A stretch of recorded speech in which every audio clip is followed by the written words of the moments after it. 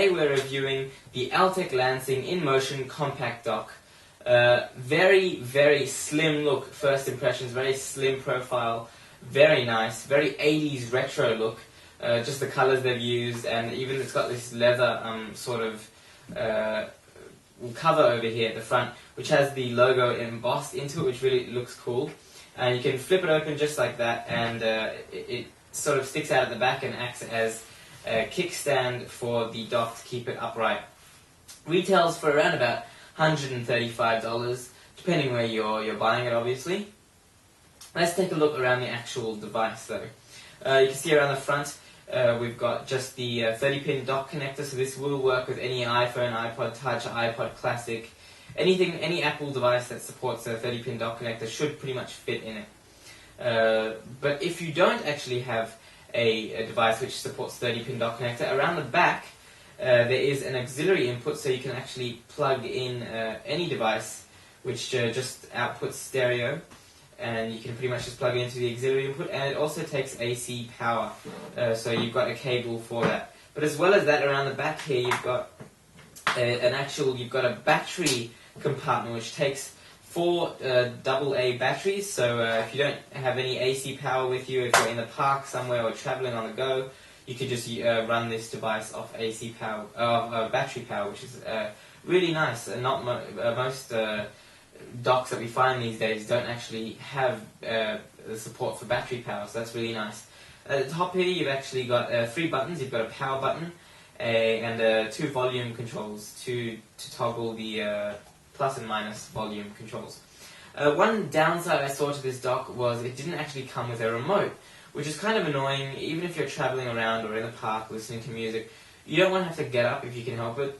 And I'm just saying that, I mean, I'm not a lazy person, but there's a lot of people I know out there that don't want to get up and have to fiddle, with the buttons up here. Not that there's many buttons, but you don't have to get up. That's one downside. But let's actually plug in. I've got my iPhone here. We're just going to plug it in. Obviously, I'm going to plug in the AC power, which I've got down below here. And like I said, it just plugs straight into the back. Once you do that, you just pretty much hit the power button and it lights up. And it actually, if you're using an Apple device with a 30-pin dock connector, it will actually charge it. So you'll hear the sound now when I plug it in. It actually charges it while it's playing music. So that's the sound for charging. Now I've got a song here which I'm going to play just a little bit of.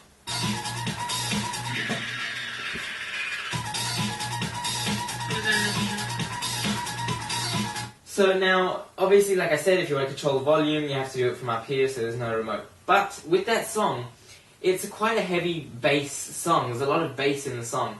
And unfortunately, this dock isn't the best for bass.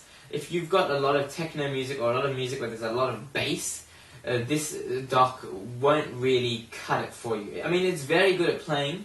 You can hear a bit of the bass, but I just think there's other docks out there which might even be cheaper, even if they're a bit bigger, that can handle the bass a bit better. But otherwise, this plays great music. Everything else I've seen with it is fine. Like I said, it retails for $135.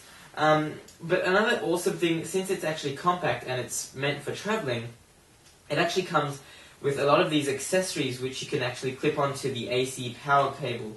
So obviously you've got your dock connector here, which you can pretty much just fit into the dock depending on the size of your Apple device, I guess for iPod Touches and stuff like that. So you've got the connectors. Obviously if you're using an iPhone like I am, you don't actually need the dock connector, it'll just go straight in as it is. You've also got a few AC power outlets, so if you're traveling around the world, Altec Lansing has actually provided you with the options for plugging in to different countries, so you don't actually have to buy an adapter.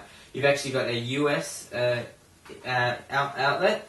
You've actually got I believe this is UK, and also I believe Hong Kong supports this input, and you've also got I believe this is Japan, Middle East, stuff like that, and also the Australian input which we're actually using right now. So overall, it's quite a good dock, especially if you're traveling. I recommend it.